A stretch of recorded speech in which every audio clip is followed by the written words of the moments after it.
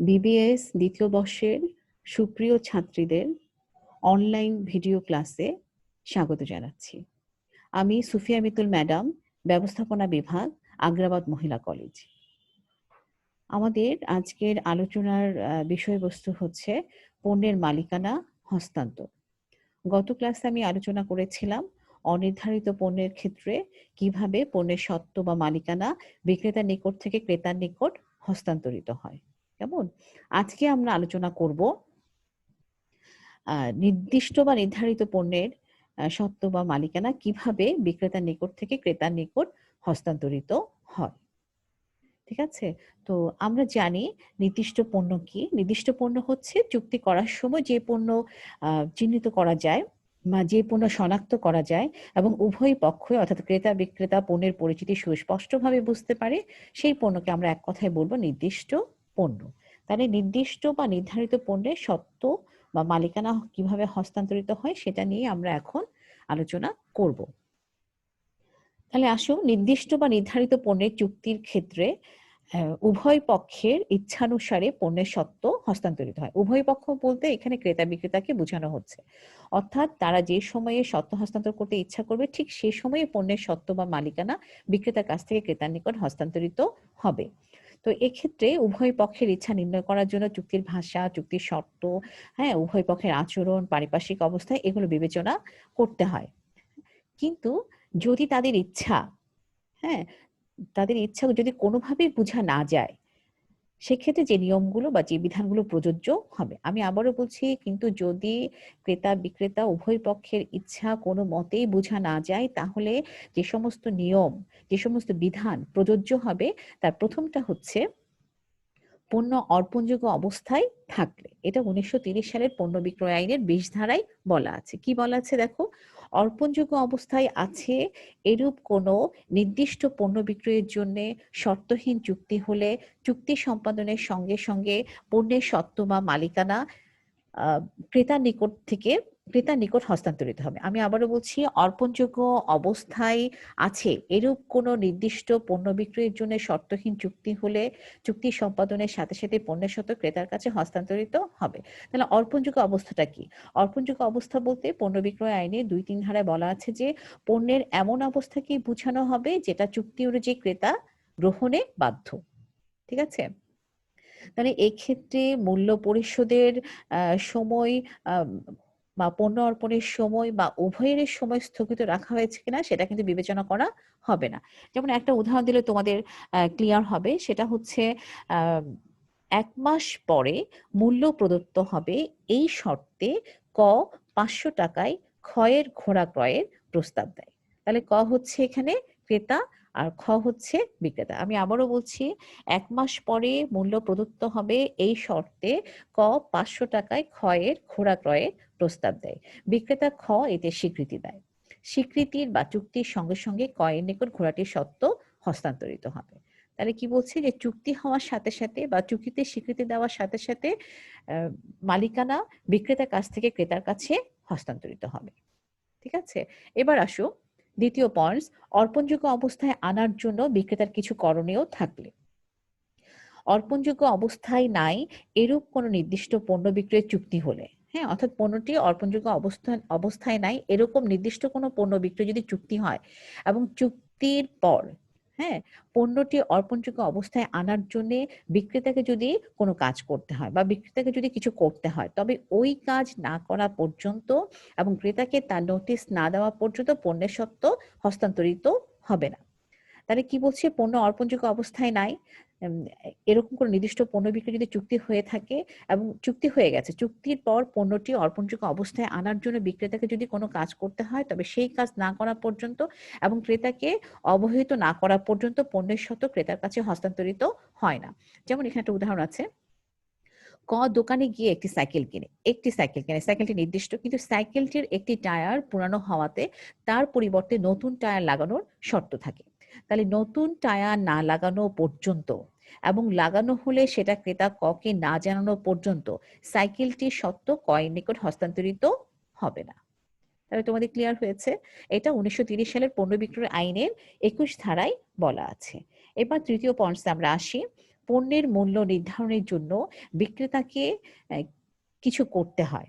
পণ্যের মূল্য নির্ধারণের জন্য যখন বিক্রেতাকে কিছু করতে হয়, তাহলে অর্পণযোগ্য অবস্থায় আছে এরূপ নির্দিষ্ট পণ্য বিক্রয়ের চুক্তি হলে এবং পণ্যটির মূল্য নির্ধারণের জন্য বিক্রেতা যদি পণ্যটির ওজন বা পরিমাপ, পরীক্ষা বা অন্য কোনো কাজ করতে বাধ্য থাকে, তাহলে ওই কাজ না করা পর্যন্ত এবং ক্রেতাকে তার নোটিশ না দেওয়া পর্যন্ত বা ক্রেতা তার নোটিশ না পাওয়া পর্যন্ত পণ্যের সত্ত্ব হস্তান্তরিত হয় না। আমি আবারও বলছি যে অর্পণযোগ্য অবস্থায় আছে।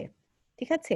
তো এরকম নির্দিষ্ট পণ্য বিক্রয় চুক্তি হলে এবং পণ্যটির মূল্য নির্ধারণের জন্য বিক্রেতা যদি পণ্যটির ওজন, পরিমাপ, পরীক্ষা বা অন্য কোনো কাজ করতে বাধ্য থাকে, তাহলে ওই কাজ না করা পর্যন্ত এবং ক্রেতা তার নোটিশ না পাওয়া পর্যন্ত পণ্যের সত্ত্ব বিক্রেতার কাছ থেকে ক্রেতার কাছে হস্তান্তরিত হবে না। এটা ১৯৩০ সালের পণ্য বিক্রয় আইনের ২২ ধারায় বলা আছে। একটা উদাহরণ দিচ্ছি, একটি ঝুড়ি ভর্তি চাউল কেজি ৳৪০ দরে খ হতে ক ক্রয় করে। হ্যাঁ, তাহলে খ হচ্ছে বিক্রেতা, ক হচ্ছে ক্রেতা। একটি ঝুড়ি ভর্তি চাউল কেজি ৳৪০ করে খ হতে ক ক্রয় করে। ঝুড়ির সম্পূর্ণ চাউলের মূল্য কত হবে সেটা কিন্তু নির্ধারিত হয়নি। ঝুড়ির সম্পূর্ণ চাউলের মূল্য কত হবে সেটা নির্ধারণের জন্য খকে চাউল ওজন বা পরিমাপ করতে হবে। এই ক্ষেত্রে ক এর সামনে খ ওই চাউল ওজন করার পর মূল্য নির্ধারিত করে। ঠিক আছে? তাহলে মূল্য নির্ধারিত হলে তখন পণ্যের সত্ত্ব বিক্রেতার কাছ থেকে ক্রেতার কাছে হস্তান্তরিত হবে। ৪ নাম্বার পয়েন্টসে আসো। অনুমোদন সাপেক্ষ অথবা বিক্রয় অথবা ফেরত শর্তে পণ্য প্রেরণ। হ্যাঁ, একটু খেয়াল করে শোনো তোমরা। অনুমোদন সাপেক্ষে অথবা বিক্রয় অথবা ফেরত শর্তে অথবা এরকম কোনো শর্তে ক্রেতার নিকট অর্পণ করা হলে যে সমস্ত ক্ষেত্রে যে ক্ষেত্রে ক্রেতার নিকট পণ্যের স্বত্ব বা মালিকানা হস্তান্তরিত হবে। আমি আবারও বলছি, অনুমোদন সাপেক্ষে অথবা বিক্রয় অথবা ফেরত শর্তে অথবা এরকম অন্য কোনো শর্তে ক্রেতার নিকট অর্পণ করা হলে যে ক্ষেত্রে ক্রেতার নিকট পণ্য অর্পণ করা হলে যে ক্ষেত্রে ক্রেতার নিকট পণ্যের স্বত্ব বা মালিকানা হস্তান্তরিত হবে, সেটা হচ্ছে দুটো ক্ষেত্রে। একটা হচ্ছে যখন ক্রেতা তার অনুমোদন বা স্বীকৃতির কথা বিক্রেতাকে জানায় অথবা লেনদেনটি গ্রহণ করে যদি কোনো কাজ করে। যেমন ধরো এখানে একটা উদাহরণ দিচ্ছি, বিক্রয় অথবা ফেরত শর্তে কে কয়েকটি গহনা ওয়াই কে অর্পণ করে, ওয়াই ওই গহনা এ এর নিকট বন্ধক রাখে। ঠিক আছে? তাহলে বিক্রয় অথবা ফেরত শর্তে কে হচ্ছে বিক্রেতা কয়েকটি গহনা ওয়াই হচ্ছে ক্রেতাকে অর্পণ করে, ওয়াই আবার ওই গহনা এ এর কাছে বন্ধক রাখে। তাহলে ফলে ওয়াই ওই গহনা ক্রয়ে স্বীকৃত হয়েছে বা স্বীকৃতিমূলক আচরণ করেছে বলে ধরে নেওয়া হবে। ঠিক আছে? এবং এর মালিকানা কিন্তু ক্রেতা ওয়াই এর কাছেই হস্তান্তরিত হয় এবং এক্ষেত্রে এ গহনার বন্ধকি সত্ত্ব পেয়েছে। যেহেতু মালিকানা ওয়াই এর কাছে হস্তান্তরিত হয়েছে, সেক্ষেত্রে ধার্য হয় যে এ গহনার বন্ধকি সত্ত্ব পেয়েছে। আরেকটা ক্ষেত্র হচ্ছে যদি ক্রেতা তার অনুমোদন বা স্বীকৃতির কথা না জানায়, হ্যাঁ, কিন্তু পণ্য প্রত্যাখ্যানের বিজ্ঞপ্তি না দিয়ে পণ্য ফেরত দেওয়ার সময় উত্তীর্ণ হওয়ার পরও বা নির্দিষ্ট সময়সীমা অথবা সময়সীমা নির্দিষ্ট না থাকলে যুক্তিসঙ্গত সময় উত্তীর্ণ হওয়ার পরও পণ্য নিজের কাছে রেখে দেয়। আমি আবারও বলছি, যদি ক্রেতা তার অনুমোদন বা স্বীকৃতির কথা না জানায় কিন্তু পণ্য প্রত্যাখ্যানের বিজ্ঞপ্তি না দিয়ে পণ্য ফেরত দেওয়ার নির্দিষ্ট সময়সীমা উত্তীর্ণ হওয়ার পরও যদি পণ্য নিজের কাছে রেখে দেয় অথবা সময়সীমা যদি নির্দিষ্ট না থাকে, যুক্তিসঙ্গত সময় উত্তীর্ণ হওয়ার পরও যদি পণ্য নিজের কাছে রেখে দেয়, তাহলে পণ্যের সত্ত্ব কিন্তু ক্রেতার কাছে হস্তান্তরিত হয়ে যাবে। যেমন ধরো কয়েকটি শাড়ি খ এর নিকট পাঠায় এই শর্তে, ক হচ্ছে বিক্রেতা, খ হচ্ছে ক্রেতা। কয়েকটি শাড়ি খ এর নিকট পাঠায় এই শর্তে যে পছন্দ হলে খ ওই শাড়িগুলো ২ দিনের মধ্যে ক্রয় করবে। তাহলে ক্রেতা ক্ষয়ের যদি পছন্দ হয় তাহলে সেই শাড়িগুলো ২ দিনের মধ্যে ক্রয় করবে। ২ দিন যাওয়ার পরও কিন্তু খ ওই শাড়িগুলো ফেরত দেয় না এবং বিক্রেতাকেও কোনো সংবাদ দেয় না। তাহলে এক্ষেত্রে ধরে নিতে হবে পণ্যের সত্ত্ব ক্রেতা ক্ষয়ের কাছে হস্তান্তরিত হয়েছে। ঠিক আছে? তাহলে তোমাদের বুঝা গেছে। এবার আমরা সবশেষ পয়েন্টটা আলোচনা করব।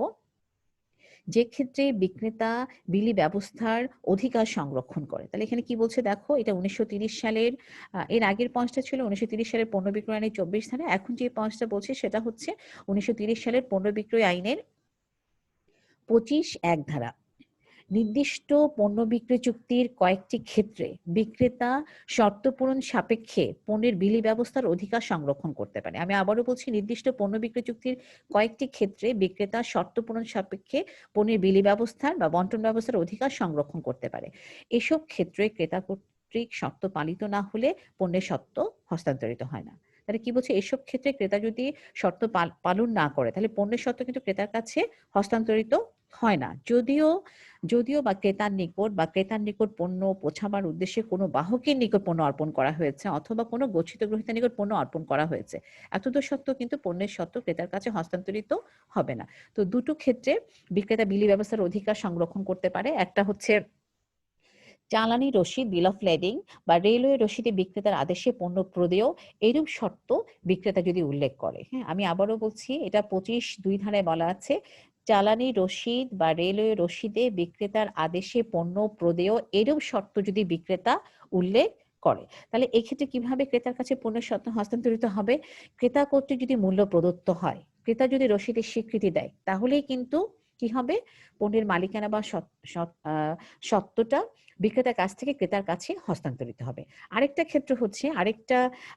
ক্ষেত্রে বিক্রেতা বিলি ব্যবস্থার অধিকার সংরক্ষণ করতে পারে, সেটা হচ্ছে যে ক্ষেত্রে চালানের রসিদ ও বিনিময় বিল একত্রে ক্রেতার কাছে পাঠানো হয়, সেক্ষেত্রে ওই বিল স্বীকৃত না হলে বা ওই বিল পরিশোধ করা না হলে ক্রেতা ওই চালানের রসিদ ফেরত দিতে বাধ্য থাকবে। সে যদি অন্যায়ভাবে চালানের রসিদ রেলওয়ে রসিদ বা চালানের রসিদ বা বিনিময় বিল নিজের কাছে রেখে দেয়, তাহলে কিন্তু পণ্যের সত্ত্ব ক্রেতার কাছে হস্তান্তরিত হবে না। এটা 1930 সালের পণ্য বিক্রয় আইনের 25(3) ধারায় বলা আছে। যেমন ধরো, এখানে একটা উদাহরণ দিচ্ছি আমি, কিছু পণ্য খকে অর্পণ করার জন্য রেল যোগে প্রেরণ করে। কিছু পণ্য খকে অর্পণ করার জন্য রেল যোগে প্রেরণ করে, তাহলে হচ্ছে বিক্রেতা, হচ্ছে ক্রেতা। এবং রেলওয়ে রসিদটি এর প্রতিনিধি মানে বিক্রেতার প্রতিনিধি এর কাছে পাঠায়। একই সঙ্গে তার প্রতিনিধি কে নির্দেশ দেয় যে মূল্য পরিশোধ না হওয়া পর্যন্ত সে যেন খকে ওই রসিদ না দেয়। তাহলে এক্ষেত্রে যদি ক্রেতা মূল্য পরিশোধ করে, তাহলে ক্রেতার কাছে কিন্তু রসিদ পণ্য ক্রেতার কাছে হস্তান্তরিত হবে। ঠিক আছে, অর্থাৎ মূল্য পরিশোধের পরেই কিন্তু বিক্রেতার কাছ থেকে ক্রেতার কাছে সত্ত্ব হস্তান্তরিত হবে।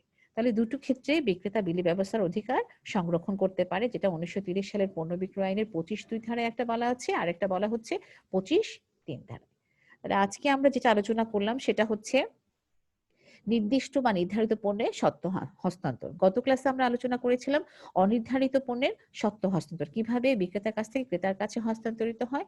আর আজকে আমরা যেটা আলোচনা করলাম সেটা হচ্ছে নির্দিষ্ট বা নির্ধারিত পণ্যের ক্ষেত্রে কিভাবে পণ্যের সত্ত্ব বা মালিকানা বিক্রেতার কাছ থেকে ক্রেতার কাছে হস্তান্তরিত হয়। এই প্রশ্নটা খুবই গুরুত্বপূর্ণ, খুবই ইম্পর্টেন্ট। তোমাদের জাতীয় বিশ্ববিদ্যালয়ে এই প্রশ্নগুলো কিন্তু আসে। তাহলে আজকে আমি যা পড়িয়েছি তোমরা সেটা ভালোভাবে বোঝার চেষ্টা করবে, তোমাদের বইটা ভালো করে দেখবে, ভালো করে শিখে নেবে। তো আজকে এই পর্যন্তই। তোমরা ভালো থাকবে, সুস্থ থাকবে সে প্রত্যাশা শেষ করছি। আল্লাহ হাফিজ।